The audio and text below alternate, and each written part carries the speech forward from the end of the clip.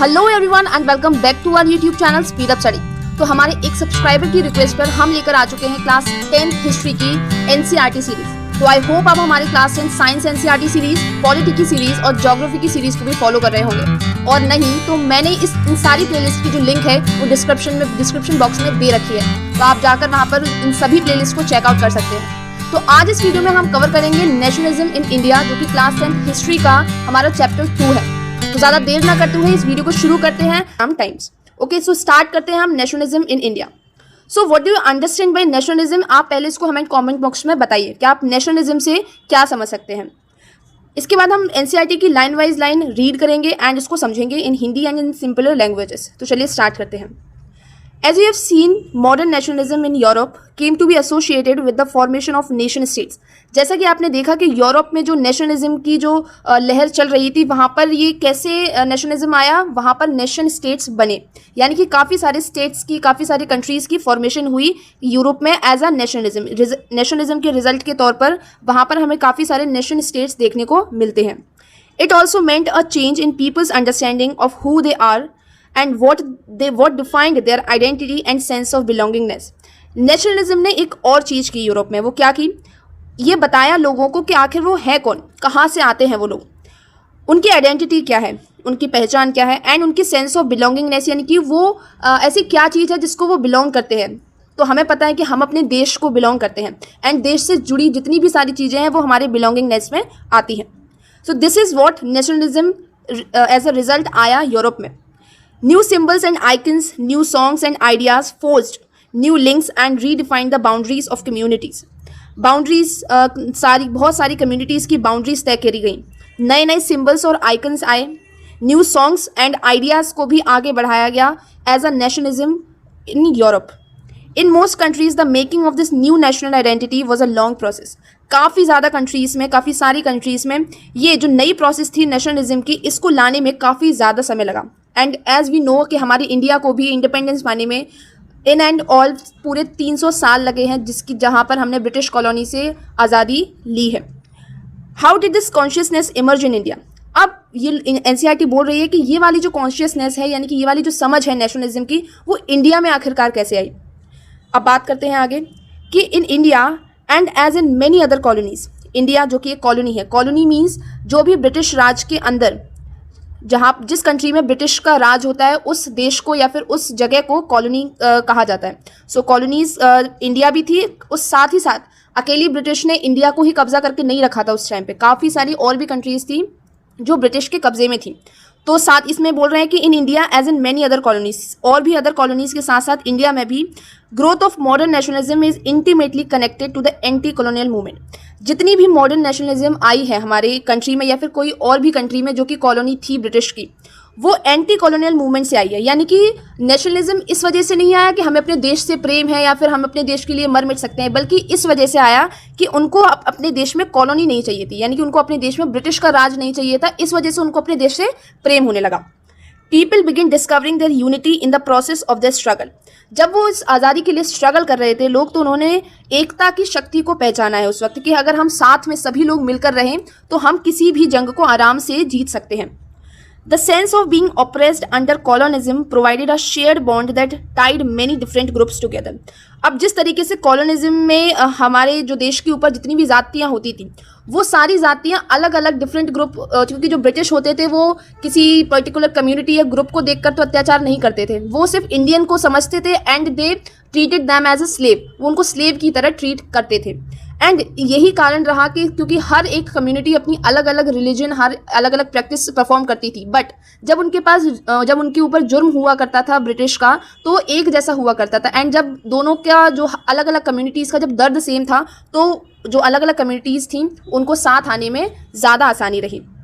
तो ये इनका जो ऑपरेशन था कॉलोनिज्म, जो कॉलोनीज़ था, जो ब्रिटिश लोगों का जो ऑपरेशन था हमारे इंडियंस लोगों पे या फिर और अदर कंट्रीज़ पर, वो काफ़ी सारे कम्युनिटीज़ को साथ लाने का भी काम किया। किसने? कॉलोनिज्म ने। अब आगे पढ़ते हैं यहाँ से हम। But each class and group felt the effect of colonialism differently. their experiences were varied and their notions of freedom were not always the same. But अगर हम देखें कि कॉलोनिज्म में जो ब्रिटिश थे वो अलग अलग तरीके से अलग अलग लोगों पे जुल्म किया करते थे, यानी कि पीजेंट्स पर, फार्मर्स पर, ट्राइबल्स पर, जो वर्कर्स थे और भी कई सारे जो कह सकते हैं हम वेरीड जो हमारे सोसाइटी के जो लोग हैं उन पे अलग अलग तरीके से उन पे जुल्म किया करते थे। तो हर किसी के लिए कॉलोनी से अपनी आज़ादी पाने के लिए, यानी कि फ्रीडम पाने के लिए उनका नोशन अलग था, उनका आइडिया अलग था। कि पीजेंट्स को लगता था कि हमें अंग्रेज़ लोग हमसे ज़बरदस्ती हमारे जो फील्ड पे काम कराते हैं वो ना कराएं, तो उनके लिए वो फ्रीडम थी। जो हमारे स्वतंत्रता सेनानी थे जैसे कि भगत सिंह, राजगुरु, जो उधम सिंह वगैरह, तो उनके लिए था कि हमारे देश में कोई और बाहर के देश का जो इंसान है वो राज नहीं कर सकता, ये हमारी ड्यूटी है, हमें अपने देश पे हमें खुद से राज करना चाहिए। उनके लिए ये फ्रीडम था कि हमें अपने देश पे राज करने दिया जाए एंड ये लोग यहाँ से चले जाएं। तो हर किसी के हर जो स्ट्रेटा ऑफ सोसाइटी थे उनके लिए नोशन ऑफ फ्रीडम अलग था, उनके लिए जो फ्रीडम की समझ थी वो अलग थी। But now we'll read about that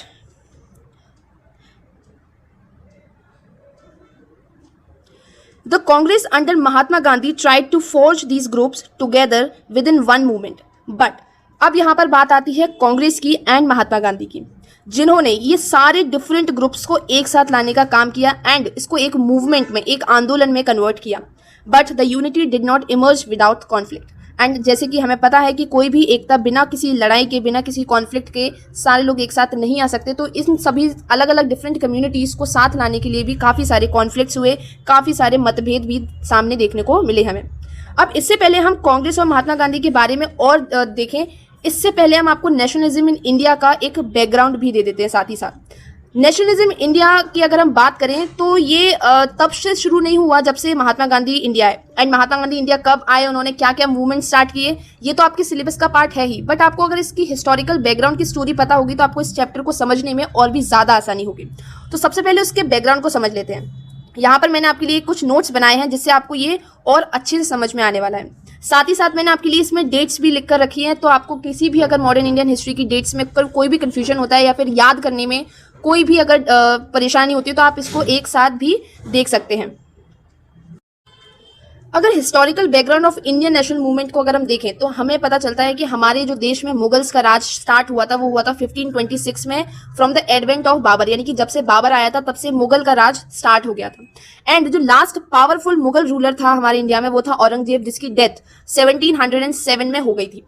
उसके बाद जो सबसे ज़्यादा स्ट्रॉन्गेस्ट मुगल रूलर माना जाता है औरंगजेब, उसकी डेथ के बाद ये जो हमारा पूरा देश था वो धीरे धीरे कई सारी रियासतों में टूटना स्टार्ट हो गया। एंड तभी 1526 और 1707 के बीच में ही टाइम आता है 1600 का, जहां पर यूरोपियंस का एडवेंट होता है, यानी कि यूरोपियंस की एंट्री होती है हमारे देश में तब। लेकिन वो सिर्फ एक east India company, British East India company के तौर पर हमारे इंडिया में एंटर करते हैं एज कह सकते हैं बिजनेसमैन। फॉर एग्जाम्पल अगर आपको समझने में आसानी होगी, जैसे अभी आप लोग काफ़ी सारी न्यूज़ सुन रहे होंगे कि हमारे इंडिया में अब से एप्पल का आईफोन बनने वाला है। एंड साथ ही साथ जो एलोन मस्क है जिनकी टेस्ला की कंपनी है वो भी अपनी कंपनी इंडिया में सेटअप करने जा रहे हैं। अब अगर एलोन मस्क हमारे इंडिया में कंपनी सेटअप करने जा रहे हैं तो ऑब्वियसली किसी को कोई भी परेशानी नहीं होगी, क्योंकि इससे हमारी इंडिया की ही जीडीपी बढ़ेगी एंड हमारी जो एम्प्लॉयमेंट है वो भी इंक्रीज होगा। बट व्हाट इफ अगर एलोन मस्क ये कहने लगे कि हाँ मुझे भी यहाँ की पॉलिटिकल पॉलिटिकल जो जितनी भी सारी चीजें होती है उसमें दखल देना स्टार्ट कर दें, या फिर वो प्रेसिडेंट बन जाए कुछ समय बाद प्राइम मिनिस्टर बन जाए, तो इससे क्या होगा, वो हमारे पॉलिटिकल मामलों में भी दखल देना शुरू कर देंगे। एंड फिर वो जो अपने हिसाब से रूल्स एंड रेगुलेशन बनाएंगे वो हमें हमारे देश को मानना पड़ेगा। And that will be very very harmful for our country, क्योंकि वो अपने प्रॉफिट के लिए सारे रूल्स एंड रेगुलेशन बनाएंगे, ना कि हमारे कंट्री की वेलफेयर के लिए।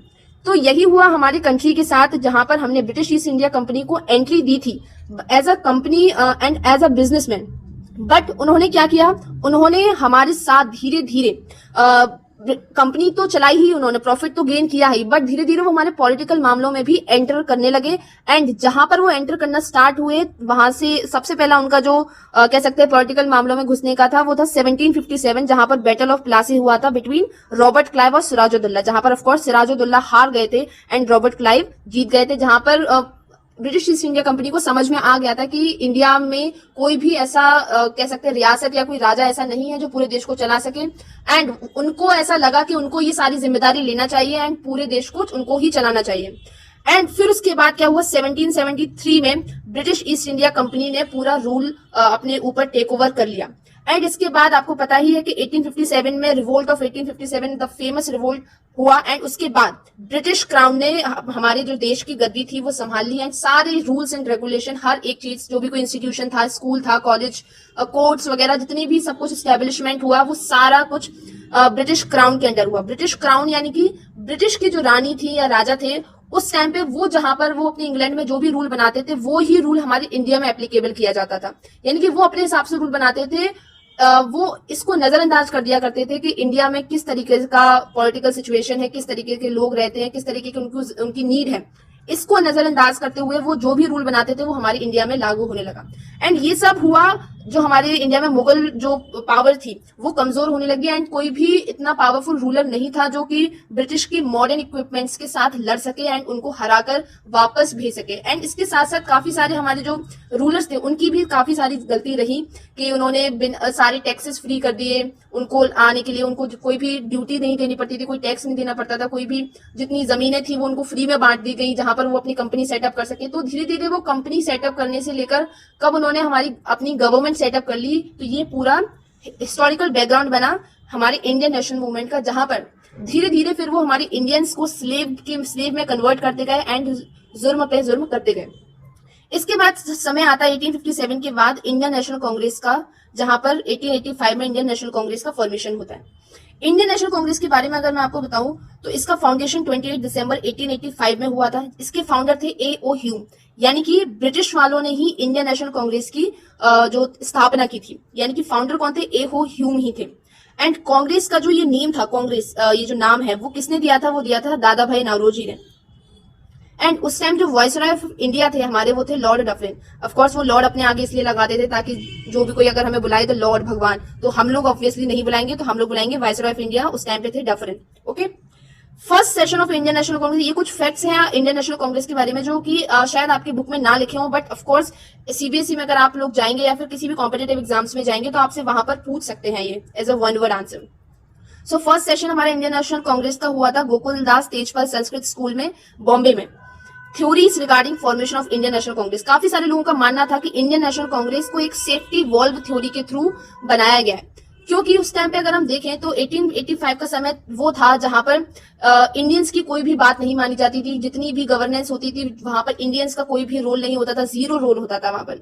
तो और इस वजह से जो काफी सारे, क्योंकि हमें ब्रिटिश जो 1857 का जो रिवोल्ट था उसके बाद ब्रिटिश लोगों को ये समझ में आ गया था कि अब लोगों के अंदर ये क्रांति की जो भावना है वो जग गई है, एंड अगर इसको शांत नहीं किया गया किसी भी तरीके से तो ये और आगे बढ़ सकती है एंड हमारे लिए ये डिफिकल्ट होगा, क्योंकि वॉर वगैरह लड़ने तो वो नहीं आए थे ना, वो सिर्फ राज करने आए थे और सिर्फ बिजनेस करने आए थे और सारी जो हमारी जो धन दौलत थी वो अपने देश में ले जाने के लिए आए थे। तो उन्होंने क्या किया, इंडियन नेशनल कांग्रेस की स्थापना की 1885 में, जहां पर उन्होंने A.O. ह्यूम के द्वारा ही ये फाउंडेशन हुई इसकी, एंड जहां पर उन्होंने सारे जो इंडियन मेंबर्स थे उसमें वो उसको प्रेसिडेंट उनको बनाया गया, उनके मेंबर्स जो बनाए गए वो इंडियंस बनाए गए, जिसकी वजह से लोगों का कहना है कि वो कहते हैं ना कि अगर हमें किसी को शांत करना है तो बच्चे को लॉलीपॉप पकड़ा देते हैं तो ताकि वो बच्चा थोड़ी देर के लिए शांत हो जाए, लेकिन वो बच्चे को अगर वो खिलौना चाहिए तो खिलौना चाहिए। ऐसी बात नहीं है कि वो लॉलीपॉप देने के बाद थोड़ी देर तक रुक जाए। हाँ, वो बात सही है कि लॉलीपॉप देने के बाद वो बच्चा थोड़ी देर रोने के लिए रोना शांत हो जाएगा, वो रोएगा नहीं। तो इसी तरीके से जो इंडियन नेशनल कांग्रेस थी वो कहना था कि सेफ्टी वॉल्व थ्योरी है, एक थोड़ी सी सेफ्टी के लिए जो इंग्लैंड वालों ने, ब्रिटिश वालों ने क्या किया था, इंडियन नेशनल कांग्रेस की स्थापना कर दी गई थी ताकि ये जो लोग आजादी आजादी जो चिल्ला रहे हैं वो थोड़ी देर के लिए शांत हो जाए और हम अपना काम जो है वो करते रहे इंडिया को लूटने का एंड ऑल दैट।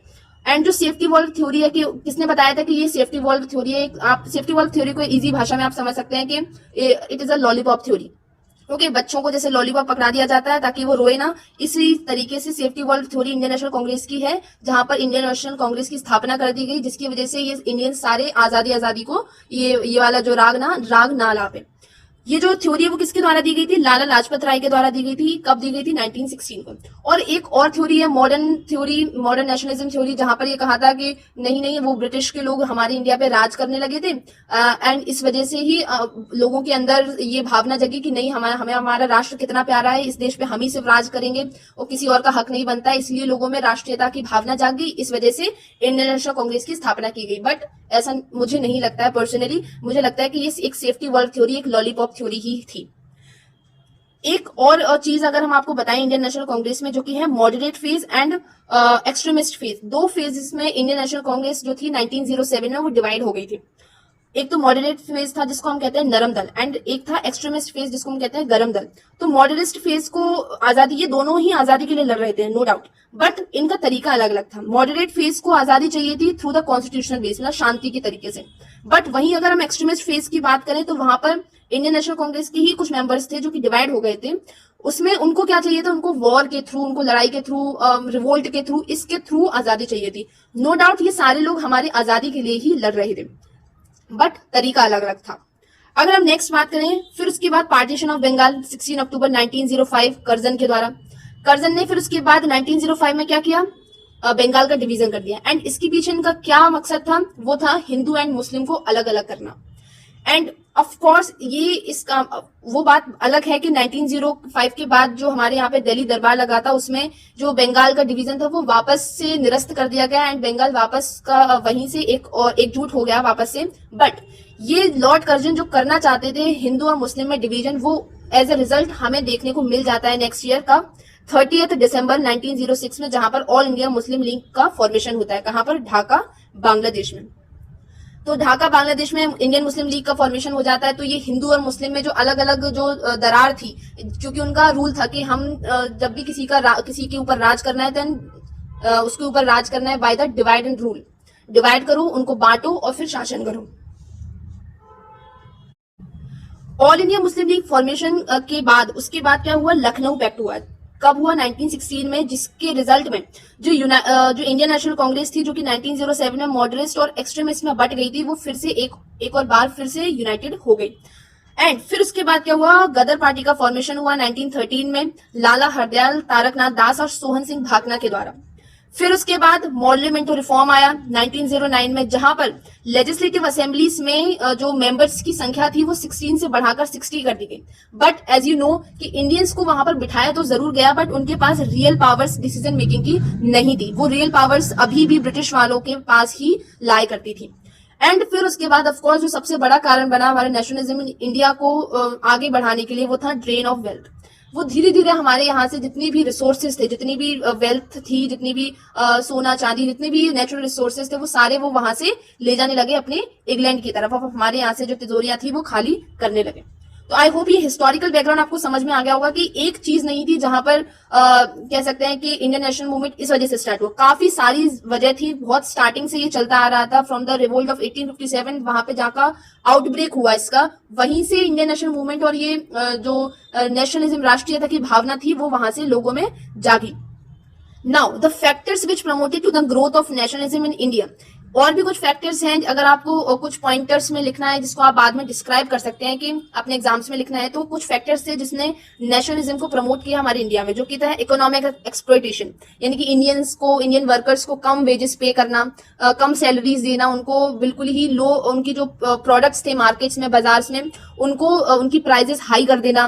ठीक है, रिप्रेसिव कॉलोनियल पॉलिसीज, उनकी जितनी भी कॉलोनियल पॉलिसीज आती थी, गवर्नमेंट पॉलिसीज आती थी, वो इतनी रिप्रेसिव होती थी, मतलब मिडिल क्लास इंसान तो उसको अफोर्ड ही नहीं कर पाता था। एंड फिर उसके बाद सोशल रिलीजियस रिफॉर्म्स आए काफी सारे।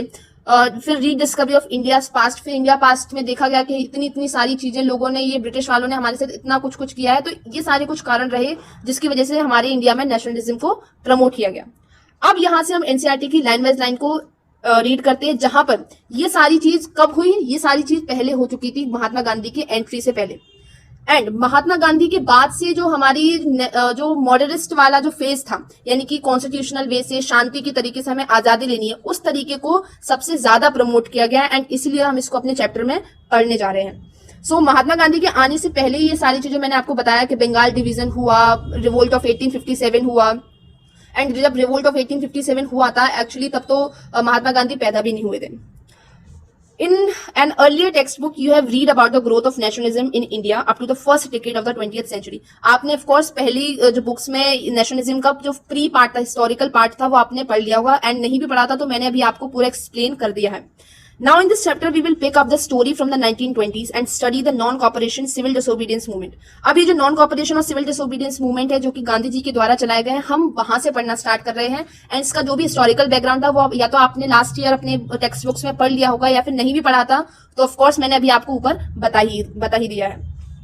Now we will read about this. We will explore how the Congress sought to develop the national movement, how different social group participated in the movement, and how nationalism captured the imagination of people. अब हम देखेंगे कि national movement हमारे India में कैसे emerge हुआ, इसमें लोगों का कैसे कैसे पार्टिसिपेशन हुआ, कैसे कौन कौन लोग इसमें पार्टिसिपेट कर रहे थे, किस तरीके से उनका पार्टिसिपेशन इसमें वर्थ आउट कर रहा था, and how nationalism captured the imagination of people. And nationalism था वो इंडिया में कैसे उसको लिया गया, उसको कैसे कैरी किया गया. अब ये जो आपको सामने यहाँ पर पिक्चर दिखाई जा रही है 6 अप्रैल 1919 की, जहां पर मास प्रोसेशन हो रहा है, यानी कि रैलियां, मास रैली हो रही है on the streets, became a common feature during the national movement. ये नेशनल मूवमेंट के दौरान ये वाली पिक्चर आपको हर दूसरे दिन देखने को मिल जाया करती थी उस टाइम के इंडिया में. अब हम यहाँ से आगे बढ़ते हैं, जो कि हमें हमारा first part of this chapter, जहां पर हम बात करेंगे द फर्स्ट वर्ल्ड वॉर और खिलाफत एंड नॉन कॉपरेशन मूवमेंट की.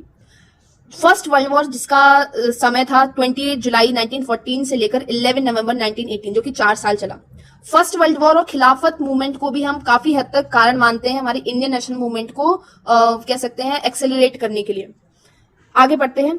In the year after 1919, we see the national movement spreading to new areas, incorporating new social groups and developing new mode of struggles. How do we understand these developments? What implications did they have? हमने इन developments को कैसे समझा and इनके क्या uses हैं, क्या implication हुए हमारे कंट्री पे, हम इसको देखते हैं किसके, नेशनल मूवमेंट के इम्प्लीकेशंस को और डेवलपमेंट को. First of all, the war created a new economic and political situation.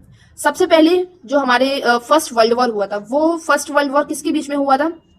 वो हुआ था एलाइज पावर्स के बीच में, जो था ब्रिटेन, फ्रांस, रशिया, यूएसए. ये थी एक पार्टी, ये था एक टीम, एंड दूसरी टीम थी Germany, Austria, Hungary and Ottoman Turkey. ये वाली जो पार्टी थी वो अलग थी. इन दो पार्टीज के बीच में, इन दोनों टीम्स के बीच में थी लड़ाई फर्स्ट वर्ल्ड वॉर की, जो कि 4 साल तक चली. एंड जब हम बात करते हैं वर्ल्ड वॉर्स की, तो भले ही वो कुछ देशों के बीच में होता है, बट उससे पूरी कंट्री इफेक्ट होती है. एंड जब हम उस टाइम पर, यानी कि 1914 से 1918 में, जब हम कॉलोनी थे ब्रिटिश की, तो ऑफ कोर्स ये सही बात है कि वर्ल्ड वॉर का असर हम पर डायरेक्टली पड़ने वाला था. क्यों? क्योंकि ब्रिटेन उस वक्त, ब्रिटेन की कॉलोनी कौन था? इंडिया था उस वक्त. एंड जब ब्रिटेन उस वर्ल्ड वॉर में डायरेक्टली इन्वॉल्व है, तो ऑब्वियसली बात है कि हम भी उस वॉर में चाहते या ना चाहते हुए भी उस वॉर में डायरेक्टली कनेक्टेड हो जाते हैं. उसका जो सिचुएशन था वर्ल्ड वॉर का, वो हमारे इंडिया पर कैसे देखा गया? पूरी economic and political situation change हो गई. कैसे? वहां पर डिफेंस एक्सपेंडिचर बढ़ने लगा, क्योंकि ऑफ कोर्स ब्रिटेन जो सारा पैसा कमा रहा था वो कहाँ से कमा रहा था? जितनी भी उसकी सारी कॉलोनीज थी वहां से, वहां पर जाकर वो बिजनेस कर रहा था, वहां से वो कमा रहा था. एंड एक कॉलोनी थी हमारी कंट्री इंडिया भी, तो वहां से उसके क्या थे? एक्सपेंडिचर बढ़ रहे थे. किसके एक्सपेंडिचर बढ़ रहे थे? डिफेंस के एक्सपेंडिचर, क्योंकि ऑफ कोर्स उनको हथियार प्रोवाइड करवाना है, सोल्जर्स को खाना पीना देना है, सोल्जर्स की सैलरीज है उनको वो देना, उनकी अगर कोई दुर्घटना हो जाती है तो उनकी फैमिलीज को भी देखना है. तो ये सारे जो डिफेंस के एक्सपेंडिचर थे वो इंक्रीज हो रहे थे, जिसकी वजह से किस पर जोर पड़ रहा था? वो अपने घर से तो नहीं दे रहे थे ब्रिटेन वाले, ऑफ कोर्स वो सारी जो कॉलोनीज थे वहां से वो पैसा सारा इकट्ठा कर रहे थे, which was financed by war loans लिए जा रहे थे काफी सारे. टैक्सेस थे वो ज्यादातर प्रोडक्ट्स पर इंक्रीज कर दिए गए थे. कस्टम ड्यूटीज बढ़ा दी गई थी. इनकम टैक्स को भी इंट्रोड्यूस कर दिया गया था उसी दौरान. And through the war years prices increase, doubling between 1913 to 1918. 1913 और 1918 के बीच में प्राइसेस थी वो हर प्रोडक्ट्स की डबल ट्रिपल होती चली गई, which lead to the extreme hardship. Hardship का मतलब हिंदी मतलब होता है कलेश, यानी कि हार्डशिप मतलब बहुत ज्यादा परेशानी, दुख. कलेश इसको हिंदी में एग्जैक्ट वर्ड है इसका. Leading to extreme hardship for the common people. And of course ये जो सारी चीजें थी उसका सबसे ज्यादा असर किस पे पड़ने वाला था? कॉमन पीपल पे, मिडिल क्लास पीपल पे. Villages were called upon to supply soldiers and the forced recruitment. Forced recruitment मतलब a process by which the colonial state forced people to join the army. Forced recruitment होने लगी, गांव से लोगों को, farmers को, मजदूरों को पकड़ के उनको फौज में भर्ती कर दिया गया कि ब्रिटेन के द्वारा उनसे कहा गया कि आप हमारे लिए वहां पर लड़िए, आपको कोई दिक्कत नहीं होगी, कोई परेशानी नहीं होगी. बट ऑफ कोर्स ये और वहां पे हमारे फार्मर्स जाने का मन भी नहीं था उनका, ना उनको जाने का कोई इंटरेस्ट था वहां पे उनकी ब्रिटेन की लड़ाई में. वो हम लोग तो ऐसे ही पिस गए ना फालतू में. ब्रिटेन की लड़ाई में फालतू में हम लोगों को, जो विलेजेस से काफी सारे जो अनपढ़ लोग थे, जो पढ़े लिखे लोग नहीं थे, उनको खींच खींच कर वॉर में उनको सोल्जर्स बनाकर भेजा गया। एंड इन रूरल, फिर उसके बाद आता है in rural areas cause wide spread anger. इसकी वजह से जो रूरल एरियाज थे उनमें वाइड स्प्रेड एंगर फैल गया, गुस्सा था लोगों का कि हमें जब होना ही नहीं है भर्ती फौज में तो आप हम लोगों को क्यों इतनी जबरदस्ती कर रहे हैं। तो लोगों को काफी ज्यादा गुस्सा भी था उस दौरान। Then in 1918 to 19 and 1920 to 1921 crops fail. And एक इतनी सारी बड़ी परेशानी के बाद एक और परेशानी आ जाती है, वो होती है क्रॉप्स फेल।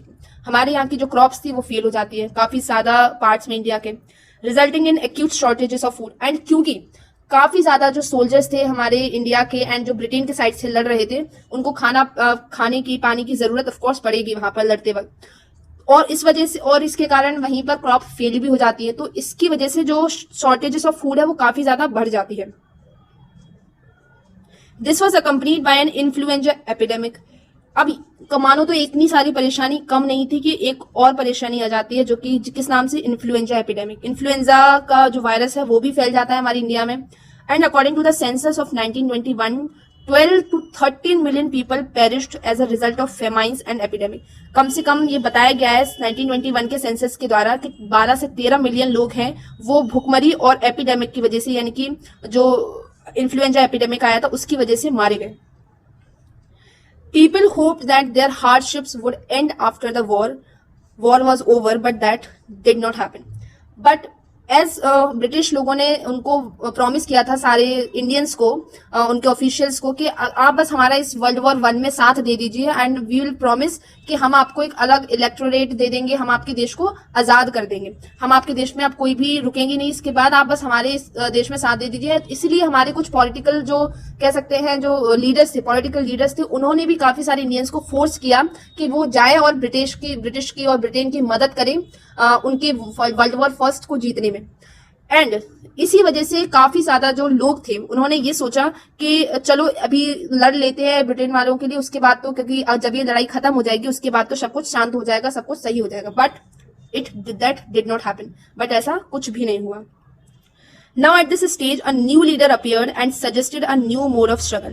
इस टाइम पे जो लीडर्स चल रहे थे, इससे पहले 1920 से लेकर 19 कह सकते हैं हम 1915 तक, वो चल रहे थे जवाहरलाल नेहरू, मोतीलाल नेहरू, गोपाल कृष्ण गोखले। इस टाइप के लीडर्स हमारे देश का जो है नेतृत्व कर रहे थे एंड वो हमारे देश की आवाज बनकर ब्रिटेन से बात करते थे। बट इसी बीच में एक नए लीडर की एंट्री होती है, ऑफ कोर्स आप लोग समझ गए होंगे, महात्मा गांधी की, जिन्होंने स्ट्रगल को कैरी फॉरवर्ड करने का एक नया तरीका सजेस्ट किया, जो कि था idea of Satyagraha.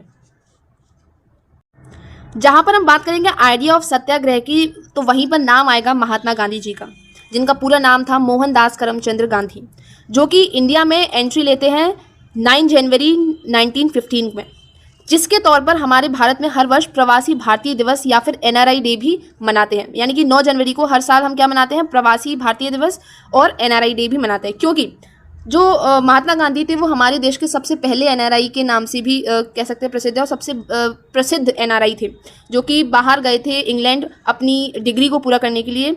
And as you know he had come from South Africa where he had successfully fought for racism.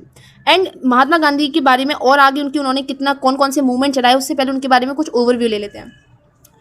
सबसे पहले उनका जन्म हुआ था 2 अक्टूबर 1869, जिसके उपलक्ष्य में हम गांधी जयंती को भी मनाते हैं। एंड इसके ऊपर मैंने आपके लिए एक ऑडियो बुक भी तैयार करी है, 2 अक्टूबर को ही मैंने उसको रिलीज़ करा था। एंड अगर आपने वो नहीं देखी तो इसकी लिंक भी मैं आपको डिस्क्रिप्शन बॉक्स में दे दूंगी। वो बहुत अच्छी कह सकते हैं जानकारी आपको मिलेगी उसमें से गांधी जी के बारे में, तो आप वहाँ से जाकर उसको चेकआउट कर सकते हैं। फिर 1869 में उनका जन्म होता है। उसके बाद वो 1888 में इंग्लैंड जाते हैं अपनी हायर स्टडीज़ के लिए। 1891 में वो अपनी बैरिस्ट्री स्टार्ट कर देते हैं राजकोट और बॉम्बे में। अब बहुत सारे लोगों को इसी में कन्फ्यूज़न होगा कि बैरिस्ट्री में क्या अंतर होता है, बैरिस्ट्री में और अगर कोई एडवोकेट है। तो जब भी कोई इंसान अगर इंग्लैंड से जाकर अपनी लॉ की डिग्री को लेता है तो उस लॉ की डिग्री को बैरिस्ट्री की डिग्री कहते हैं। तो क्योंकि महात्मा गांधी ने अपनी लॉ कहाँ से की थी, इंग्लैंड से की थी, तो इसीलिए उनको बैरिस्टर भी कहा जाता है। एंड 1893 में वो साउथ अफ्रीका गए थे दादा अब्दुल्ला के केस के लिए, जहाँ पर वहाँ पर रेसिज्म का केस था उनके लिए, जहाँ पर जो इंडियन वर्कर्स जो थे, ब्लैक वर्कर्स थे, उनके ऊपर जुर्म हो रहा था। एंड ऑफकोर्स जब क्योंकि वो एक एडवोकेट थे तो उनको उसका केस लड़ना था दादा अब्दुल्ला जी का, तो उसके लिए वो साउथ अफ्रीका गए थे। एंड उसी वक्त जब वो वहाँ पर जा रहे थे तो उनको फर्स्ट क्लास कंपार्टमेंट से फेंक दिया गया था। कहाँ पर? पीटर मैरिसबर्ग स्टेशन पर। क्यों फेंक दिया गया था? क्योंकि ऑल्दो उनके पास टिकट था फर्स्ट क्लास कंपार्टमेंट का उस ट्रेन का, बट क्योंकि वो एक ब्लैक पर्सन थे, क्योंकि उनका स्किन कलर ब्लैक था, डार्क था, इस वजह से उनको फर्स्ट क्लास में रिच पीपल और वाइट कलर के पीपल के साथ बैठने की आज़ादी नहीं थी, वो उनका हक नहीं था। एंड ये बात तब उनको समझ में आई कि अच्छा ये सारा केस यहाँ पर चल रहा है इतनी भयानक रूप से कि एक स्किन के कलर के तौर पर लोगों को डिस्क्रिमिनेट किया जा रहा है। फिर अगर हम देखें उनकी लाइफ में आगे बढ़ते हैं तो 1894 में उन्होंने नेशनल इंडियन कांग्रेस का फॉर्मेशन किया एंड 9 जनवरी 1915 को वो इंडिया रिटर्न हुए। अब साउथ अफ्रीका में उन्होंने क्या किया था? साउथ अफ्रीका में उन्होंने सक्सेसफुली फॉट किया था, सक्सेसफुली लड़ाई लड़ी थी। किसकी? रेसिस्ट सिस्टम रिजाइम की। किस मेथड के द्वारा? मास एजिटेशन, जो कि एक नोबल मेथड है। नोबल मेथड यानी कि बहुत शांत प्रिय मेथड है एक मास एजिटेशन का, जिसको उन्होंने क्या बुलाया? सत्याग्रह। सत्याग्रह इज फॉर सत्य के लिए आग्रह। यानी कि उन्होंने बताया कि आइडिया ऑफ सत्याग्रह क्या एम्फेसाइज करता है, क्या बताता है? It shows the power of truth and the need to search for truth.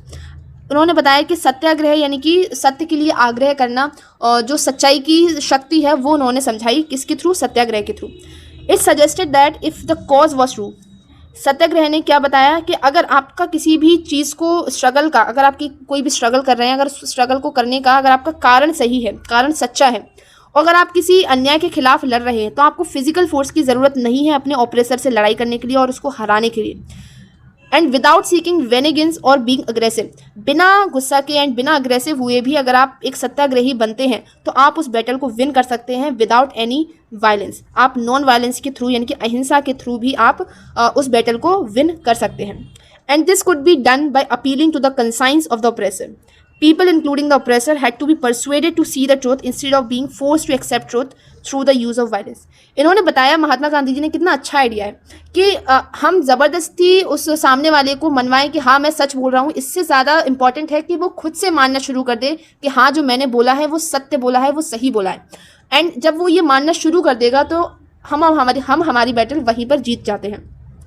And इसमें बिना किसी वायलेंस को परफॉर्म करे हुए अगर हम ये चीज़ बैटल को जीत जाते हैं एंड उस ऑपरेसर को अपने तरफ अपनी सच्चाई की जो बात होती है वो समझा देते हैं, it is known as satyagraha. तो ये ही सत्याग्रह है।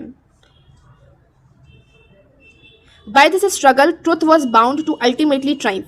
महात्मा Gandhi believe that this dharma of non violence could unite all Indians. इसमें आपने संस्कृत में भी श्लोक सुना होगा कि अहिंसा परमो धर्म, अहिंसा ही हमारा परम धर्म है।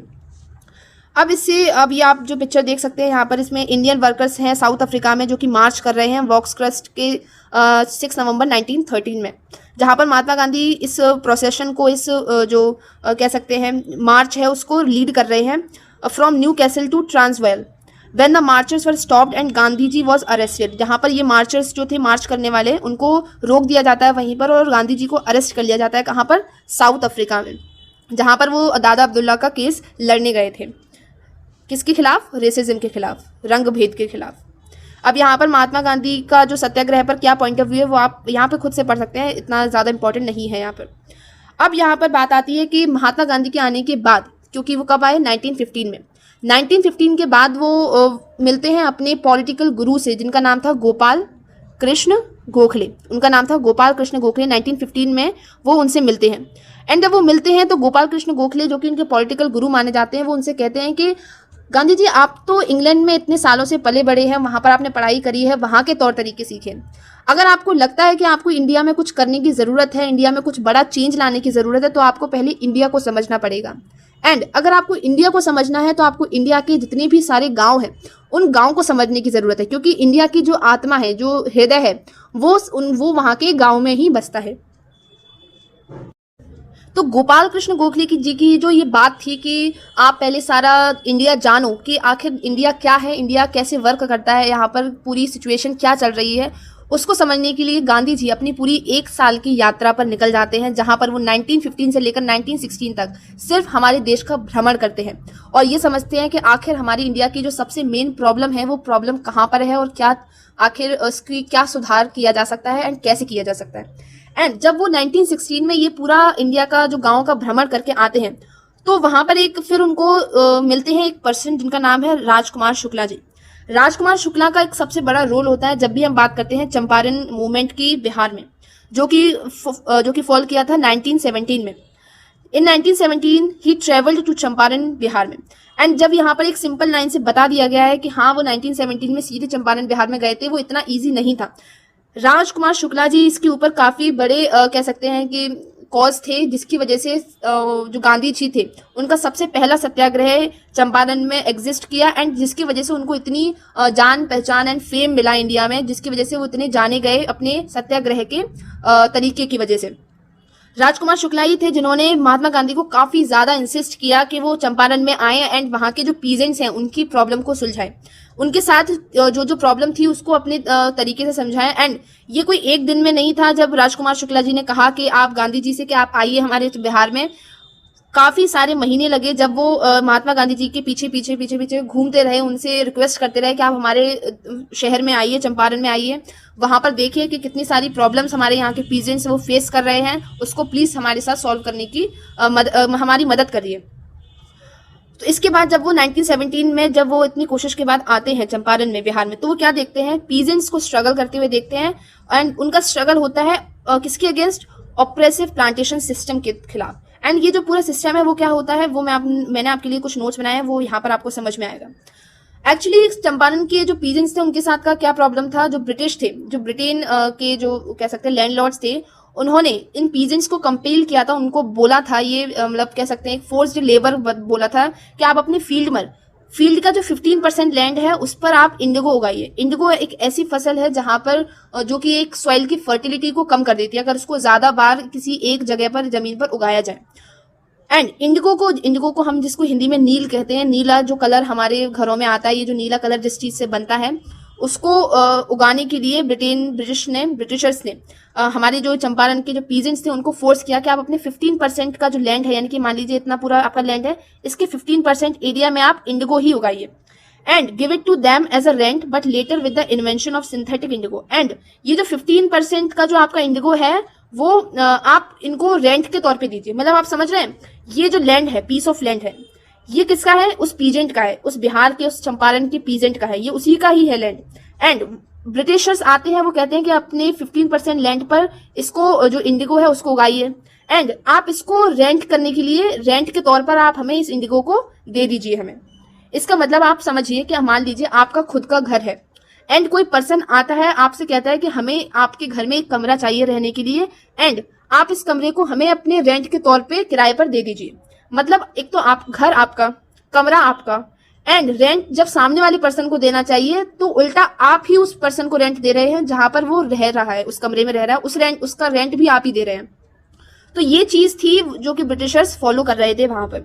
एंड ये भी ठीक था, यहाँ तक भी कोई प्रॉब्लम नहीं थी पीजेंट्स को, क्योंकि चलो ठीक है 15% लैंड पर वो अपना उगा रहे हैं, दे रहे हैं, ठीक है, एज अ टैक्स कुछ भी मान लीजिए। बट प्रॉब्लम कहां से राइज हुई, जब सिंथेटिक इंडिगो जर्मनी में इन्वेंट करा गया। यानी कि क्योंकि सिंथेटिक इंडिगो की जो मात्रा थी वो ज्यादा भी होती थी एंड सस्ती भी होती थी, एंड इसीलिए यूरोपियन मार्केट्स में जो सिंथेटिक इंडिगो थी वो ज्यादा प्रिवेल करने लगी ये जो नेचुरल इंडिगो थी उससे। एंड जब ये जर्मनी में जो ब्रिटिशर्स को पता चला कि जर्मनी में इस तरीके की सिंथेटिक इंडिगो का इन्वेंशन हो गया है एंड हमारी जो मार्केट थी इंडिगो की अब वो लॉस में जा रही है, तो ब्रिटिशर्स ने क्या किया कि अब पीजेंट्स से बोलने लगे कि अब हम क्या है, अब हम आपके जो 15% लैंड पे जो आपसे उगवाते थे इंडिगो अब वो नहीं उगाएंगे। अब आपको क्या करना है, हमें जो नुकसान हुआ है कि हमारा जो इंडिगो था वो एक्सपोर्ट होना बंद हो गया है, इस नुकसान की भरपाई भी कौन करेगा, आप ही करेंगे। And this is the point जब पीजेंट्स को समझ में आने लगा कि ये तो बहुत ही ज्यादा ऑपरेसिव मेथड है एंड ये बहुत ही ज्यादा ऑपरेशन हो रहा है, हमारे ऊपर बहुत ज्यादा जुर्म हो रहा है। एंड क्योंकि आपका एक्सपोर्ट बंद हुआ है, एक तो पहले ही हम आपको अपने जमीन पर उगा कर हम अपनी सॉइल की फर्टिलिटी खत्म कर चुके हैं, एंड उसके बाद भी जब आपका बिजनेस बंद हो गया तो उसका कंपेंसेशन हम क्यों दें, हमारा तो कोई रोल ही नहीं है इसमें कंपेंसेशन देने का, तो आप हमसे कंपेंसेशन मांग ही नहीं सकते हैं। बट जब वो कोई पीजेंट्स कंपनसेशन देने से मना कर देता था या फिर नहीं देता था, तो बहुत ब्रूटली बीट करते थे उनको, बहुत बुरी तरीके से मारपीट करा करते थे उनके साथ, बिल्कुल जो ब्रिटिशर्स थे पीजेंट्स के साथ, तो बहुत ज्यादा जुर्म होना स्टार्ट हो गया था। And this is the time जब उन्होंने ठान लिया था कि नहीं, हम ऐसा बिल्कुल नहीं करेंगे। एंड इसमें से एक पर्सन थे राजकुमार शुक्ला जी, जिन्होंने ठान लिया था कि मैं इनको बिल्कुल भी जो है कंपनसेशन का जो प्राइस है वो बिल्कुल पे नहीं करने वाला हूँ, एंड मुझे इसकी किसी की मदद लेनी पड़ेगी जिसकी वजह से मैं इस प्रॉब्लम से बाहर आ सकूं। तब वहां पर उन्होंने जो गांधी जी थे उनको उनका सहारा लिया एंड उनसे हेल्प मांगी। एंड वहां पर गांधी जी ने सेम सत्याग्रह का जो फंडा था वहां पर भी उन्होंने चलाया, एंड ऑफ कोर्स वो जीते वहां पर उनकी जीत हुई। एंड जो पीजेंट्स थे बिहार में उनको वो कंपनसेशन देना नहीं पड़ा। एंड उसके बाद भी जो ब्रिटिशर्स थे उन्होंने ही लौटकर पीजेंट्स को कुछ कंपनसेशन पे करा, जिसकी वजह से सारे जो पीजेंट्स थे वो खुश हो गए। एंड वहां की जो सत्याग्रह की वजह से पूरे देश में महात्मा गांधी जी का एक नाम हो गया। एंड सभी लोग, क्योंकि ज्यादातर लोग यहाँ के पढ़े लिखे नहीं थे, इस वजह से गांधी जी को किस नाम से जाने लगे कि सभी लोगों को लगने लगा कि हमारे देश में कोई एक महात्मा आया है जो हमारे किसी भी प्रॉब्लम को जो है वो सॉल्व कर सकता है। नेक्स्ट अब बात आती है फिर उसके बाद खेड़ा मूवमेंट की। खेड़ा मूवमेंट में भी वहां पर भी 1917 में ही ये प्रॉब्लम अराइज होती है, जहां पर फिर से महात्मा गांधी जी सत्याग्रह का जो था वो प्रोग्राम हेल्ड करते हैं, जहां पर खेड़ा के जो पीजेंट्स थे, जो कि गुजरात का एक डिस्ट्रिक्ट है, वो क्रॉप फेलियर से अफेक्टेड थे। साथ ही साथ प्लेग का जो एपिडेमिक था वो भी आया हुआ था खेड़ा में। एंड जिसकी वजह से जो वहां के जो पीजेंट्स थे, फार्मर्स थे, वो ब्रिटिशर्स को टैक्स पे करने के लिए कैपेबल नहीं थे। बट जो ब्रिटिशर्स थे वो जबरदस्ती मांग रहे थे कि नहीं, आपका क्रॉप फेलियर हो, प्लेग आया हो, उससे हमें कोई मतलब नहीं है, आपको तो अपना टैक्स पे करना ही पड़ेगा। तो ये खेड़ा वाले लोग भी बहुत परेशान थे। उसमें क्या प्रॉब्लम थी खेड़ा वालों के लिए? खेड़ा सत्याग्रह और खेड़ा आंदोलन was mainly focused on the peasants. Patidar community of Kheda, Patidar community थी खेड़ा की, उससे रिलेटेड था, जिन्होंने रिफ्यूज कर दिया था कि हम अब जो 23% जो टैक्स आपने इंक्रीज कर दिया है और जो हम पे आप जबरदस्ती लगा रहे हो, क्योंकि एक तो क्रॉप फेलियर हो गया है, ऊपर से प्लेग और कॉलरा का भी आउटब्रेक हो गया है, एंड उसमें आप 23% टैक्स भी बढ़ा रहे हो, तो इतनी सब चीजों की प्रॉब्लम की वजह से हम ये इंक्रीज टैक्स आपको नहीं दे पाएंगे। बट ब्रिटिशर्स उनको फोर्स कर रहे थे ये सब चीजें देने के लिए, एंड दैट्स वाई वहां पर गांधी जी की एंट्री होती है। एंड वहां पर भी वो सत्याग्रह का जो आंदोलन वो चलाते हैं, वहां पर भी जो वहां के पीजेंट्स थे खेड़ा के, उनको न्याय मिलता है एंड वो जीत जाते हैं वो। देन उसके बाद एक और सत्याग्रह वो वहां पर वो करते हैं, कहां पर? अहमदाबाद में। कब? 1918 में, जहां पर महात्मा गांधी जी जाते हैं अहमदाबाद में अपने सत्याग्रह को ऑर्गेनाइज करने के लिए कॉटन मिल वर्कर्स के लिए। कॉटन मिल वर्कर्स के साथ क्या प्रॉब्लम थी? वहां पर वर्कर्स डिमांड कर रहे थे 15% वेज इंक्रीज का, यानी कि जो उनकी जो सैलरी थी, वेजेस थे, उसको 50% से बढ़ाने की उनकी मांग थी। बट ब्रिटिशर्स ऑफ कोर्स ऐसा नहीं कर रहे थे, क्योंकि टैक्स तो लेने के लिए वो सबसे आगे रहते हैं, बट सैलरी बढ़ाने के लिए, वेजेस बढ़ाने के लिए वो अपने हाथ पीछे खींच लेते हैं। And in order to cope with war time inflation, and क्योंकि हमें पता है कि उस टाइम पे वॉर चल रहा था, 1918 का समय था, लास्ट टाइम का, जब वर्ल्ड वॉर 1 खत्म होने वाली थी। मैंने आपको बताया ना 1914 से कब तक चल रही थी? 1918 तक वर्ल्ड वॉर 1 चल रही थी। 1918 ही समय था जब अहमदाबाद में ये सत्याग्रह लॉन्च हुआ। तो वहां पर 15% वेज इंक्रीज के लिए जो मिल वर्कर्स थे, कॉटन मिल वर्कर्स, वो रिक्वेस्ट कर रहे थे, वो स्ट्रगल कर रहे थे। तो जहां पर फूड ग्रेन्स की प्राइसेस भी डबल हो गई थी, क्लोथ्स की और अदर नेसेसिटी की जो प्रोडक्ट्स होते हैं उनकी प्राइस डबल हो गई थी, तो उससे कोप अप करने के लिए वर्कर्स 50% जो अपनी वेज में इंक्रीज मांग रहे थे। बट ब्रिटेन ऑफ कोर्स मना ही कर रहा था, तो इसको भी गांधी जी ने सत्याग्रह के साथ ही उसको सत्याग्रह के हेल्प से ही उस मूवमेंट को भी ऑर्गेनाइज करा और वहां के अहमदाबाद के मिल वर्कर्स को भी न्याय दिलाया। अब ये 3 सत्याग्रह के बाद गांधी जी को लगा कि हाँ, सत्याग्रह का जो फॉर्मूला है, जो फंडा है, वो इंडिया में भी काम कर रहा है। यानी कि अगर हम सत्याग्रह को इस एक सत्याग्रह को जो हमने अभी छोटे छोटे एरियाज में पर्टिकुलर प्रॉब्लम में जाकर सॉल्व करा, वो अगर हम इसकी प्रॉब्लम की जड़ तक जाए। एक्चुअली प्रॉब्लम की जड़ क्या है? प्रॉब्लम की जड़ ये नहीं है कि वो जो ब्रिटिशर्स हैं वो पीजेंट्स को परेशान कर रहे हैं या मिल वर्कर्स को परेशान कर रहे हैं। प्रॉब्लम की जड़ थी ब्रिटिशर्स। अगर हम ब्रिटिशर्स को ही खत्म कर देते हैं सत्याग्रह के थ्रू, तो हमारी जितनी भी ये जो छोटी छोटी प्रॉब्लम्स हैं वो अपने आप ही सॉल्व हो जाएंगी। अब नेक्स्ट इसका पार्ट है रॉलेट एक्ट का, जहां पर हम पढ़ते हैं, Emboldened with this success, Gandhi ji in 1919 decided to launch a nationwide Satyagraha against the proposed Rowlatt Act। अब रॉलेट एक्ट प्रपोज होता है, यानी कि रॉलेट एक्ट लागू किया जाता है 1919 में, जो कि ब्लैक लॉ या फिर काला लॉ या फिर काला कानून के नाम से भी जाना जाता है। ये क्या कानून था? बिना वकील, बिना दलील, बिना अपील कानून था। यानी कि इस लॉ के थ्रू क्या होता था कि कोई भी ब्रिटिश जो कह सकते हैं पुलिसमैन था, कोई भी ब्रिटिश आर्मी मैन था, वो किसी भी पर्सन को डिटेन कर सकता है, यानी कि किसी भी पर्सन को जेल में डाल सकता है जब उसका मन चाहे, बिना किसी कह सकते हैं। और वो जो जिस पर्सन को जेल में डाला गया है वो ना तो वकील हायर कर सकता है, ना वो किसी बात की उसके ऊपर दलील दी जाएगी कि हाँ नहीं, अगर वो कोर्ट में पेश भी नहीं किया जाएगा कि हाँ सर मैंने गलत नहीं किया है, आपके पास कोई प्रूफ नहीं है फिर भी मुझको जेल में डाल देगा, ऐसा भी कुछ नहीं कर सकते। एंड कोई भी कोर्ट में अपील भी नहीं कर सकता वो पर्सन जिसको जेल में डाला गया है। तो इसको काला कानून या फिर ब्लैक लॉ के नाम से भी जाना जाता है। एंड क्योंकि ये इतना गलत लॉ था तो इसके पीछे भी गांधी जी ने सोचा 1919 में कि वो एक नेशन वाइड यानी कि पूरे राष्ट्रीय स्तर पर एक सत्याग्रह लॉन्च करने की उन्होंने सोची। Now, this act had been hurriedly passed through the Imperial Legislative Council despite the united opposition of the Indian members. And Imperial यानी कि राजशाही लेजिस्लेटिव काउंसिल के द्वारा ये वाला जो एक्ट था वो पास कर दिया गया बिना किसी इंडियन मेंबर्स के सहमति से। इंडियन मेंबर्स ऑफ कोर्स इसको अपोज कर रहे थे इस लॉ को, लेकिन फिर भी उनके अपोजिशन के बाद भी इस लॉ को पास कर दिया गया इंपीरियल लेजिस्लेटिव काउंसिल के through. It give the government enormous power to repress political activities. इस लॉ ने क्या कर दिया था, गवर्नमेंट को इतनी ज्यादा पावर दे दी थी किसी भी पॉलिटिकल एक्टिविटी को रिप्रेस यानी कि किसी भी पॉलिटिकल एक्टिविटीज को दबाने के लिए। एंड डिटेंशन को अलाउ कर दिया गया था किसी भी पॉलिटिकल प्रिजनर को, यानी कि अगर कोई भी पॉलिटिकल अगर कोई भी पर्सन है, अगर कोई भी वो रैली कंडक्ट करता है या फिर कोई भी आंदोलन कंडक्ट करता है तो उसको डिटेन करने का भी अलाउ कर दिया गया था। And without for the trial for 2 years। And 2 साल तक वो कोई भी ट्रायल कोर्ट में नहीं जा सकता, यानी कि 2 साल तक वो कोई किसी भी तरीके की अपील नहीं कर सकता था। Mahatma Gandhi wanted non violent civil disobedience movement against such unjust law which would start with a हड़ताल on 6 April। And same as satyagraha जो हमने आपको 3 केसेस बताए, इसी तरीके से गांधी जी भी इस जो सिविल डिसोबीडियंस मूवमेंट था उसको लॉन्च करना चाहते थे अहिंसा के थ्रू। एंड ये चीज उन्होंने स्टार्ट करी 6 अप्रैल को एक हड़ताल से, और वो हड़ताल पर बैठ गए कब, 6 अप्रैल को। इसी के साथ साथ अब जब वो हड़ताल पर बैठे तो पूरे देश में इसका रिजल्ट देखने को मिला हमें।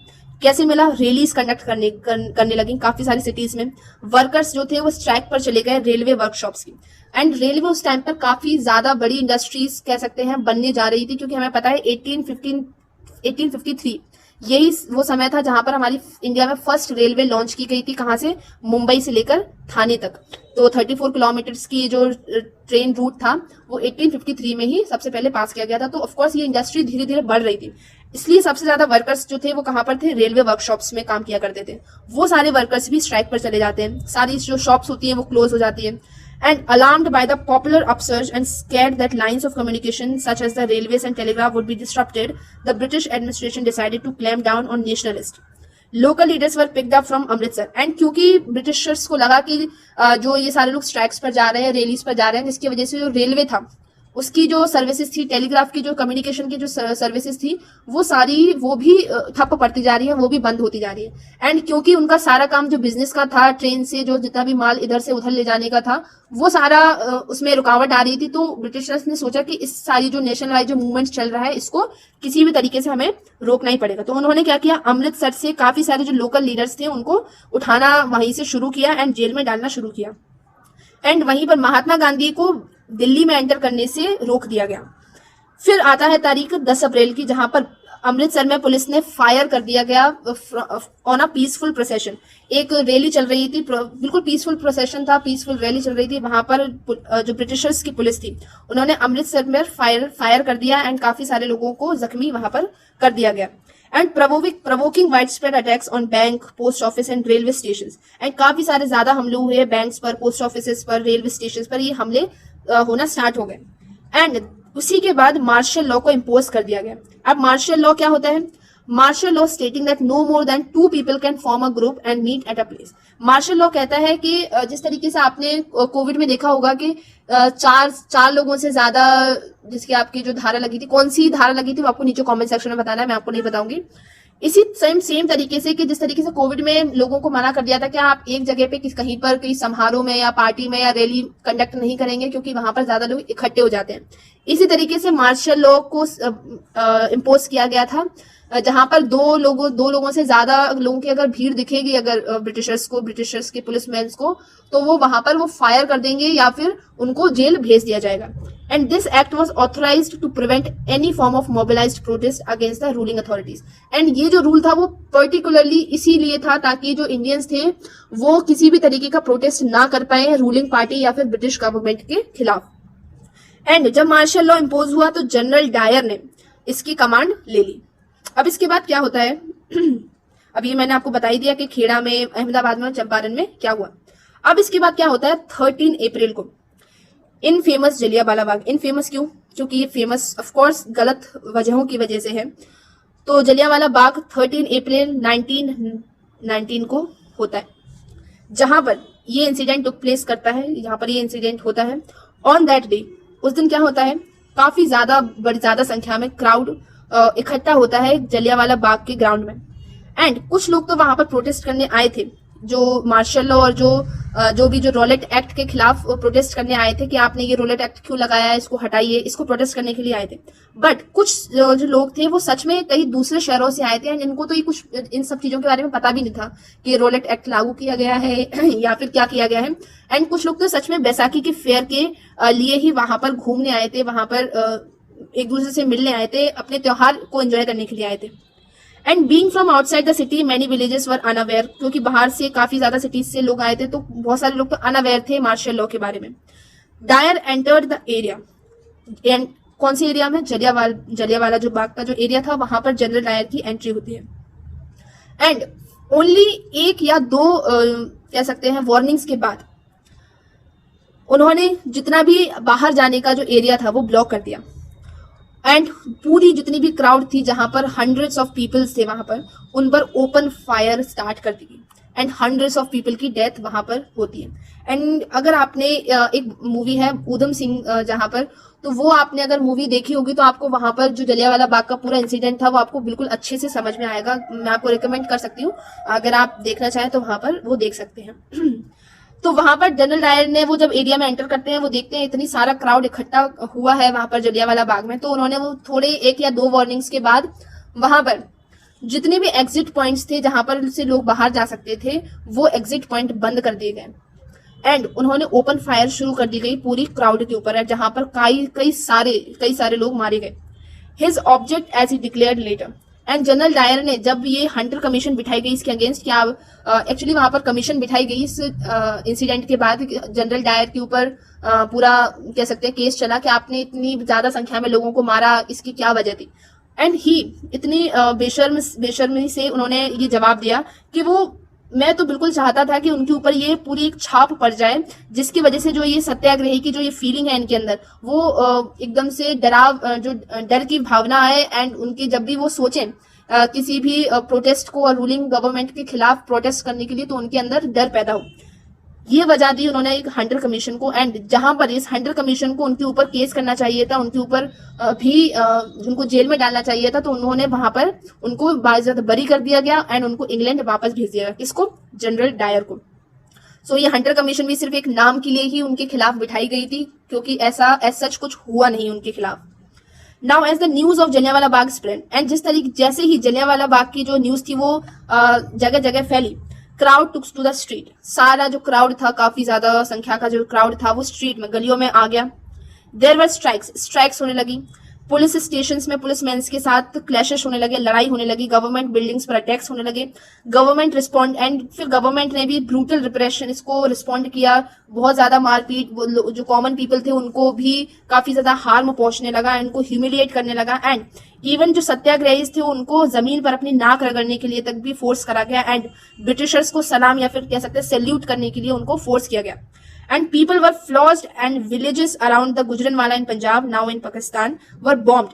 And even जो गुजरनवाला जो गांव था पंजाब में जो कि अब पाकिस्तान में लाई करता है आफ्टर पार्टीशन, उसके ऊपर बॉम्ब भी गिराए गए। एंड इन सारे वायलेंस को देखते हुए महात्मा गांधी ने उन जो 6 अप्रैल को हड़ताल स्टार्ट करी थी उसको लेट डाउन कर दिया जाता है एंड इसको कैंसिल कर दिया जाता है, इस मूवमेंट को, जो कि रॉलेट एक्ट के खिलाफ चल रहा था। So here you can see this picture, General Dyer's crawling orders being administered by British soldiers, Amritsar Punjab 1919। General Dyer का ये वो कह सकते हैं एक ऐलान था, एक रूल था कि जितने भी अगर आपको सत्याग्रही मिले तो उनको क्रॉल कराओ, उनको जमीन से घसीटते हुए पुलिस स्टेशन लेकर आओ, उनको जेल में डालो। अब इसको हम आगे रीड करते हैं that Rowlatt satyagraha had been a widespread movement. क्योंकि ये वाइड स्प्रेड मूवमेंट था, इसके बावजूद भी ये काफी ज्यादा सिटीज और टाउन्स के साथ ही लिमिटेड था।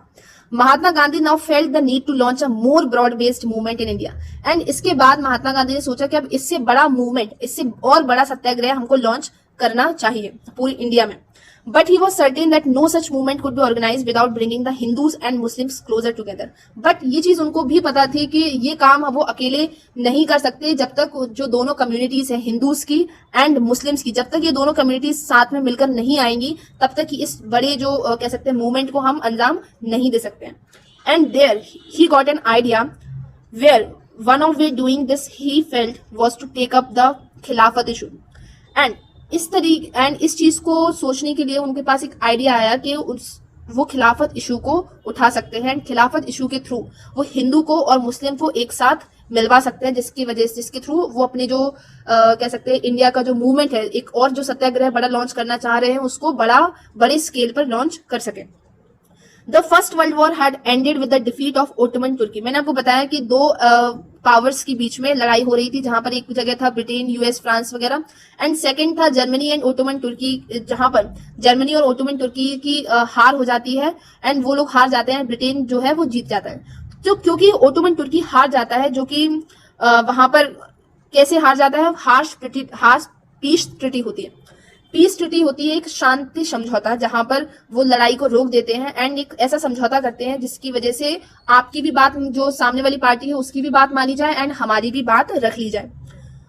एंड क्योंकि वो पीस ट्रीटी बहुत ज्यादा हार्श थी, यानी कि जो अपोजिट पार्टी थी, यानी कि जो ब्रिटेन थी, उसके ही ज्यादातर रूल्स एंड रेगुलेशन थे एंड उसी के हिसाब से जो ट्रीटी थी वो बनाई गई थी, वो समझौता किया गया था, जिसकी वजह से ओटोमन एम्परर थे और उनके जो स्पिरिचुअल हेड थे, इस्लामिक हेड, जिनको खलीफा के नाम से भी जान सकते हैं, उनको काफी ज्यादा परेशानी का सामना करना पड़ रहा था। एंड क्योंकि इंडिया का एंड तुर्की का दोनों का जो दुश्मन था वो एक ही था, कौन था, ब्रिटेन। एंड उन्होंने, जो महात्मा गांधी थे, उन्होंने सोचा जब दोनों के दुश्मन सेम है, दोनों का जो कह सकते हैं एक लक्ष्य सेम है, तो क्यों ना हम दोनों साथ में मिलकर काम करें एंड साथ में मिलकर किसी बैटल को जीत लें। सो क्या हुआ कि to defend the Khalifa's temporal powers a Khilafat committee was formed in Bombay in March 1919। इसी के रिजल्ट में खिलाफत कमेटी का फॉर्मेशन हुआ, कहां पर, बॉम्बे में, मार्च 1919 में। And a young generation of Muslim leaders like the brothers of Mohammad Ali and Shaukat Ali, जिनको अली ब्रदर्स के नाम से भी जाना जाता है, उन्होंने डिस्कशन करना स्टार्ट कर दिया महात्मा गांधी जी के साथ एंड पॉसिबिलिटीज को ढूंढना स्टार्ट कर दिया कि हम इस मास मूवमेंट को सारे लोगों को एक साथ मिलाकर कैसे कह सकते हैं लॉन्च कर सकते हैं। Gandhi ji saw this as an opportunity to bring Muslim under the umbrella of a unified national movement. And Gandhi ji ने इसको एक अपॉर्चुनिटी के थ्रू लिया, जहां पर वो उनको लगा कि एक हम मुस्लिम्स को भी, जो कि मुस्लिम लीग के फॉर्मेशन के बाद और बंगाल डिवीजन के बाद जो हिंदू मुस्लिम में जो एक कह सकते हैं एक लाइन ड्रॉ हो गई है, उसको हम फिर से मिटा करके हिंदू और मुस्लिम को एक छत के नीचे ला सकते हैं।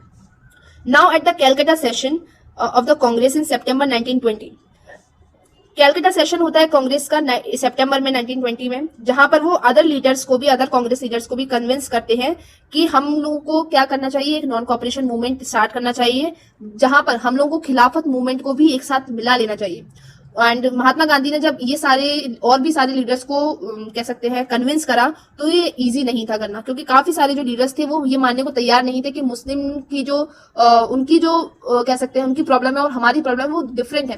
उनको एक इस्लामिक स्पिरिचुअल लीडर की तरफ से प्रॉब्लम है, हमारी जो प्रॉब्लम है वो नेशनलिस्ट प्रॉब्लम है, हम अपने देश के लिए लड़ रहे हैं एंड वो अपने धर्म के लिए लड़ रहे हैं।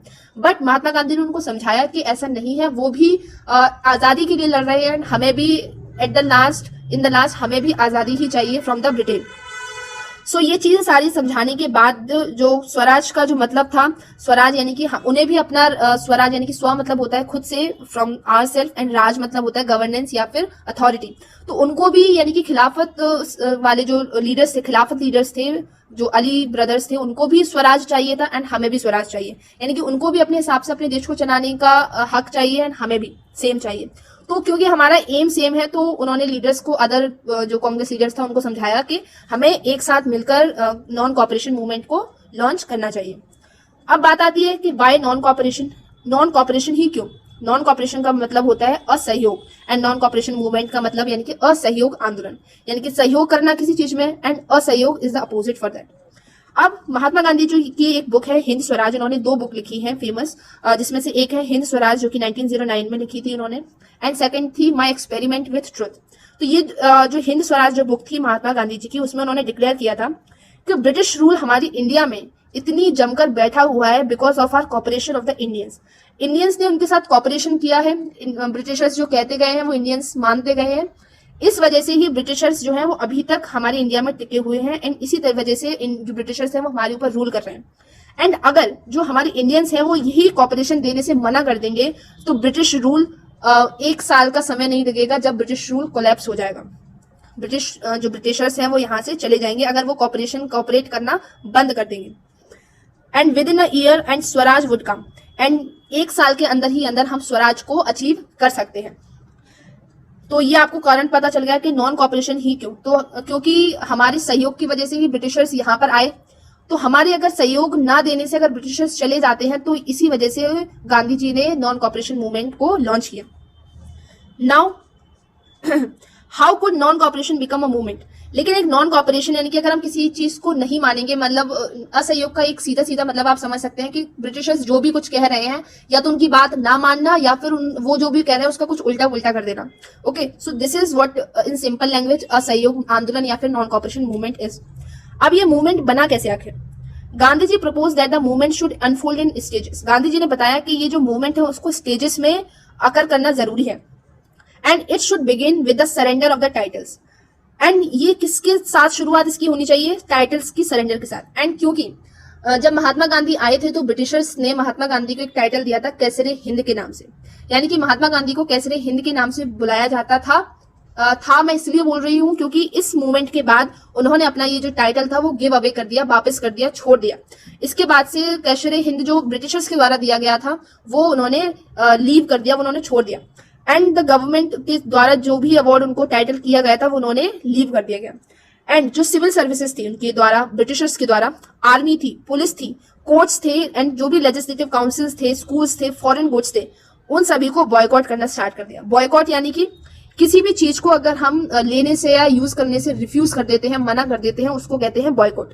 यानी कि मान लीजिए आप अभी के समय में अगर आप एग्जांपल देखना चाहें तो चाइना की जितनी भी गुड्स एंड प्रोडक्ट्स हैं उनको हमने क्या कर दिया है, एक तरीके से बॉयकॉट कर दिया है। अभी हाल ही में दिवाली आने वाली है, तो दिवाली में अगर अभी आप न्यूज देखेंगे तो आपको ये हेडलाइन ज्यादातर देखने को मिल जाएगी कि boycott the Chinese fire crackers, यानी कि चाइनीज के जो फायर क्रैकर्स है उनको बॉयकॉट करिए, यानी कि उनको लेने से मना करिए, उनको रिफ्यूज करिए, उनको खरीदिए मत। Okay, so this is what boycott meaning is. Then in case the government use repression, a full disobedience movement campaign would be launched.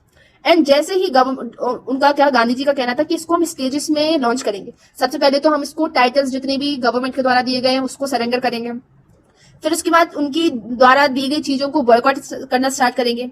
And जैसे ही गवर्नमेंट जो हमारी है वो हम पे हमला करना या फिर रिप्रेशन हम पे सप्रेस करना स्टार्ट कर देगी, तो तभी हम अपना जो full fledged civil disobedience campaign है वो लॉन्च कर देंगे। And through the summer of 1920 Mahatma Gandhi and Shaukat Ali toward the extensively mobilising popular support for the movement. And इसी के साथ साथ जो 1920 की जो समर थी उसमें महात्मा गांधी और शौकत अली जगह जगह पर घूमकर इस मूवमेंट को प्रमोट करते हैं और बताते हैं लोगों को कि हम ये आगे चलकर ये जो मूवमेंट है उसको लॉन्च करने जा रहे हैं, तो इसमें हमारा आप लोग सभी लोग साथ दीजिएगा। And many within the Congress were, however, concerned about the proportions. They were reluctant to boycott the council elections scheduled for November 1920. लेकिन जहां पर महात्मा गांधी ने बात की कि सभी चीजों को आपको बॉयकॉट करना है, वहीं पर कुछ कांग्रेस लीडर्स थे वो कि जो ज्यादा कंसर्न थे आने वाले लेजिस्लेटिव इलेक्शंस के लिए जो कि नवंबर 1920 में आने वाले थे। तो क्योंकि महात्मा गांधी जी ने मना किया था कि उनकी किसी भी चीज को यूज नहीं करना, उनके किसी भी इंस्टीट्यूशन को, उनकी दी गई किसी भी सर्विसेज को हमें यूज नहीं करना है, वहीं पर हमारे जो कुछ कांग्रेस लीडर्स थे उनको सत्ता की भूख कह सकते हैं, तो वहां पर भी उनको रिलक्टेंट थे, वो उस इंतजार में बैठे थे कि हाँ ठीक है नॉन कॉपरेशन तो होता रहेगा, हमें अगर इस बार अगर इलेक्शन में जीत जाते हैं तो हमें ब्रिटिशर्स के द्वारा हमें हमारी एक पॉलिटिकल पोस्ट मिल जाएगी। वो उसके लिए ज्यादा प्रिपेयर थे, ना कि जो महात्मा गांधी प्रिपेयर कर रहे थे उससे ज्यादा बड़े मूवमेंट के लिए, नॉन कॉपरेशन मूवमेंट के लिए, उससे ज्यादा वो आने वाले इलेक्शन के लिए ज्यादा प्रिपेयर थे, जिसकी वजह से ऑफकोर्स कुछ प्रॉब्लम्स आई हमारे इस नॉन कॉपरेशन मूवमेंट में। In the months between September and December, there was an intense tussle within the Congress. And यही कुछ कारण थे जिसकी वजह से सितंबर एंड दिसंबर के बीच में हमारी कांग्रेस की विद इन अंदर ही अंदर कुछ ना कुछ जो थी टेंशंस और जो टशल्स थी वो होना स्टार्ट हो गई. And for a while there seemed no meeting point without between the supporters and the opponents of the movement. Finally, at the Congress session at Nagpur in December 1920, and finally Nagpur के जो Congress session हुआ था दिसंबर 1920 में एक compromise workout कर गया जहां पर नॉन कॉपरेशन प्रोग्राम को अडॉप्ट कर लिया गया. एंड जो भी इलेक्शन की जो भी अपोजिशन हो रहा था कि ऐसे कैसे चलेगा काम, हम सारी चीजों को कैसे एकदम से छोड़ दें, इतने सालों से काम चलता आ रहा है हमारा इन्हीं इंस्टीट्यूशन से, कोर्ट से, स्कूल से, इतने सारे इंस्टीट्यूशन में बच्चे पढ़ाई करने कैसे जाएंगे. तो ये जो जितनी भी टशल चल रही थी, टेंशन चल रही थी, उसको सारा नागपुर की जो कांग्रेस सेशन हुआ था दिसंबर 1920 में उसमें सॉल्व करा गया और इस नॉन कॉपरेशन प्रोग्राम को अडॉप्ट किया गया. Now how did the movement unfold, who participated in it, how did different social groups conceive of the idea of non cooperation, इस सब क्वेश्चंस को हम आगे बढ़ाएंगे नेक्स्ट चैप्टर में, या फिर हम कह सकते हैं नेक्स्ट वीडियो में. तो ये मूवमेंट कैसे धीरे धीरे अनफोल्ड किया गया, इसमें किस लोगों ने, किन किन लोगों ने पार्टिसिपेट किया, एंड डिफरेंट सोशल ग्रुप्स में ये जो आइडिया ऑफ नॉन कॉपरेशन था उन्होंने उस चीज को कैसे लिया, ये सब चीजें का जो क्वेश्चन का आंसर है वो आपको नेक्स्ट वीडियो में देखने को मिलेगा. सो आई होप आपको ये आज का जो लेक्चर था वो अच्छे से समझ में आया होगा. एंड मैंने आपसे जो I think this is all for today, यहाँ पर आपकी ये सारी जो डेट्स हैं, इंपॉर्टेंट डेट्स हैं, वो यहाँ पर आप देख सकते हैं पूरी मॉडर्न हिस्ट्री की, जहां पर 1600 से जहां पर ईस्ट इंडिया कंपनी का आगमन हुआ था टिल द 1947 15 अगस्त तक पूरी डेट्स यहाँ पर दी गई हैं. मैंने आपको यहाँ पर ये इसलिए नहीं पढ़ाया क्योंकि ऑफकोर्स ये वीडियो और भी लंबा हो जाता है, ऑफकोर्स ये वीडियो वैसे भी लंबा हो गया है. बट क्योंकि आज ये फर्स्ट लेक्चर था, फर्स्ट वीडियो था, जहां पर मैंने आपको इंट्रोडक्शन भी दिया, इसका हिस्टोरिकल बैकग्राउंड भी दिया, जिसमें ऑफकोर्स ज्यादा समय लग गया. बट ऑफकोर्स आगे आने वाली वीडियो इतनी लंबी नहीं होंगी. एंड अगर आप यहाँ तक वीडियो देख रहे हैं then thanks for your support, thanks for your time you have given to this video, and I hope I am giving valuable content to you. And अगर आपको ये वीडियो पसंद आया हो तो please like, share and subscribe जरूर करना. आप अपने फ्रेंड्स के साथ शेयर कर सकते हैं. चैनल को सब्सक्राइब अभी तक नहीं किया गया है, प्लीज चैनल को सब्सक्राइब कर दीजिए. मिलेंगे नेक्स्ट वीडियो में, तब तक के लिए thank you, till then good bye.